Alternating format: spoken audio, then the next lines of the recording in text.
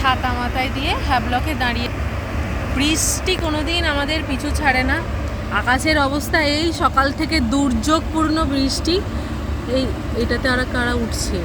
আমাদেরটা নয়, আমাদের না। আচ্ছা, আমাদের মনে হচ্ছে ওই জাহাজটা আসছে।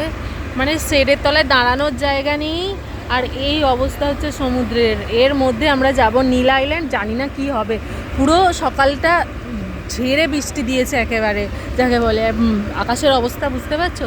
জলটার রং পুরো কালো হয়ে গেছে। আর এখানে এই এত লোক ভিড় করে শেডের তলায় দাঁড়িয়ে আছে, সব লোকের হাতে ছাতা।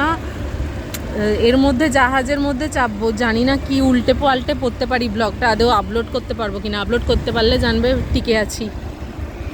মানে ভাবতে পারছো, আমরা যেখানে যাই বৃষ্টি আমাদের কোনো দিন পিছু ছাড়ে না।